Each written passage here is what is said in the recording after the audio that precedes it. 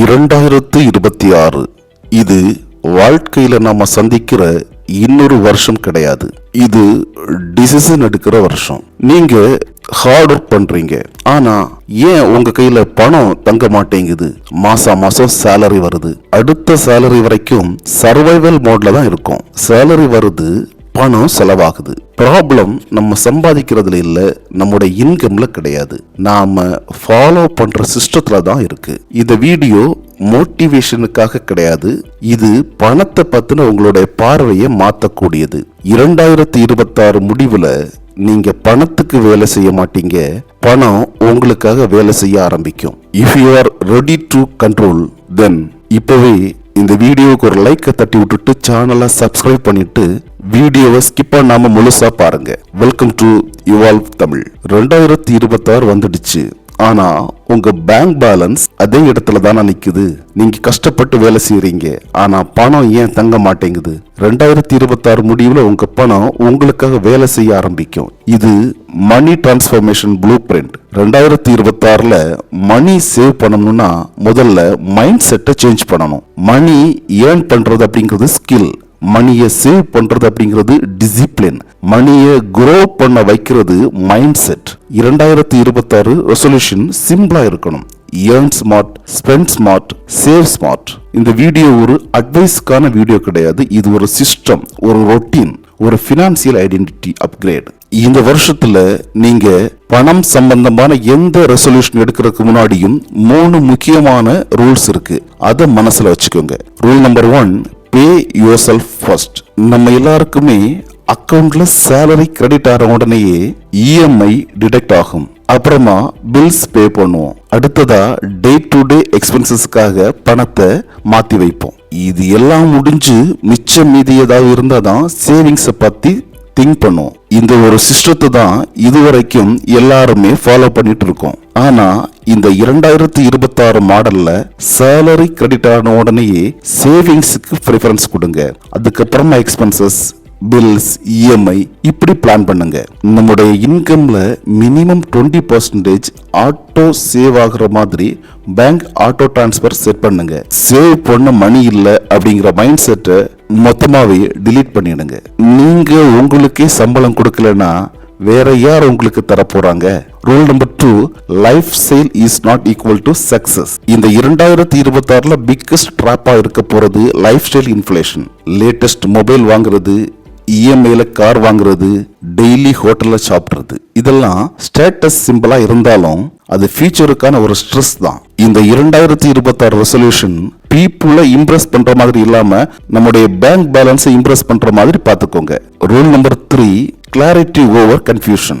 மணி save பண்ணணும் அப்படிங்கிறது மிகப்பெரிய கோல். 2026 முடியும் போது நம்முடைய மொத்த இன்கம்ல 6 மாசத்துக்கான வருமானம் எமர்ஜென்சி ஃபண்ட்ல இருக்கிற மாதிரி பாத்துக்கோங்க.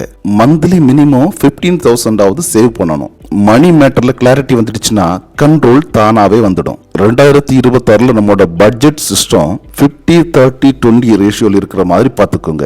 50% நம்முடைய நீட்ஸுக்காக, ஹவுஸ் ரெண்ட், ஃபுட், டிராவல், பேசிக் பில்ஸ் இதுக்கெல்லாமே ஒதுக்கி வச்சுக்கோங்க.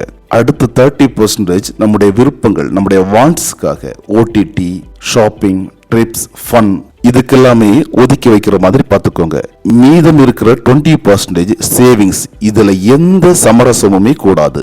எமர்ஜென்சி, இன்வெஸ்ட்மெண்ட், ஃபியூச்சர் இதுக்கெல்லாம் சேவிங்ஸ் தான் உங்களுக்கு கை கொடுக்கும். Savings is not left over money, saving is priority money அப்படிங்கறத மனசுல வச்சுக்கோங்க.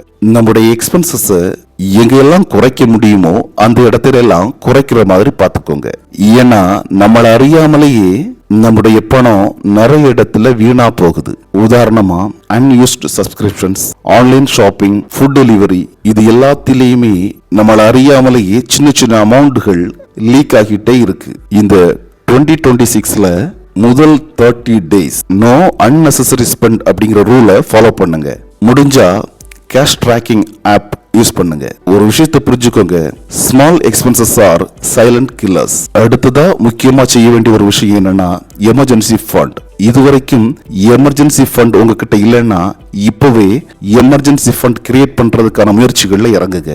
எமர்ஜென்சி ஃபண்ட் அப்படிங்கிறது உங்களுடைய 6 மாதத்திற்கான தேவைகளை பூர்த்தி செய்யறதுக்கான ஒரு அமௌண்ட். இது எந்த இடத்துல யூஸ் ஆகுதுன்னா, மாறி வர்ற இந்த சூழ்நிலைகள்ல உங்களுடைய வேலை பறிப்பானாலோ, மெடிக்கல் எமர்ஜென்சி ஏதாவது ஏற்பட்டாலோ, குடும்பத்தில் ஏதாவது ஒரு முக்கியமான தேவைகள் ஏற்பட்டாலோ, குறைந்தபட்சம் 6 மாதத்திற்காவது சமாளிக்கக்கூடிய ஒரு தொகை உங்க கையில எப்பவுமே இருந்தாகணும். அதனால உங்களுடைய வருமானத்துல 6 மாதத்திற்கான தொகையை கணக்கிட்டு அதை இந்த வருடத்திற்குள்ளாக எமர்ஜென்சி ஃபண்டாக மாற்றுறதுக்கான வழிமுறைகளை இறங்குங்க.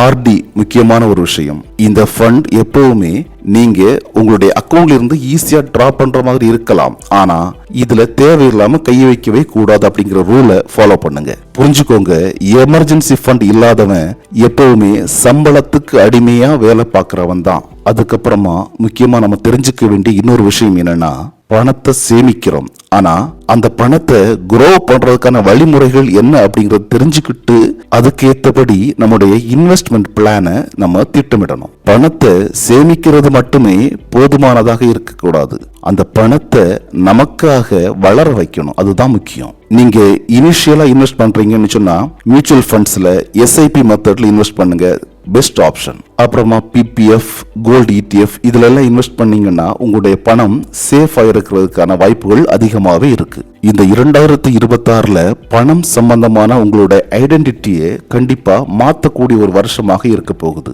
நீங்க எப்பவுமே மனசுக்குள்ள நினைச்சுக்கிட்டு இருக்க வேண்டிய ஒரு விஷயம் என்னன்னா, நான் ஸ்பெண்டர் கிடையாது, இன்வெஸ்டர். இந்த ஒரு லைனை மட்டும் அடிக்கடி ரிப்பீட் பண்ணிக்கிட்டே இருங்க. ஹேபிட்ஸ் சேஞ்ச் ஆச்சுன்னா லைஃப் ஆட்டோமேட்டிக்கா சேஞ்ச் ஆயிடும். ஒவ்வொரு செலவுகளை செய்யறதுக்கு முன்னாடியும் இந்த எக்ஸ்பென்ஸ் என்னுடைய ஃபியூச்சருக்கு ஹெல்ப் பண்ணுதா அப்படிங்கறத கேட்டுட்டு ஒரு முடிவுக்கு வாங்க. எது எப்படி இருந்தாலும் இந்த 2026 முடிவுல 2 டைப்ஸ் ஆஃப் பீப்புள் இருக்க போறாங்க.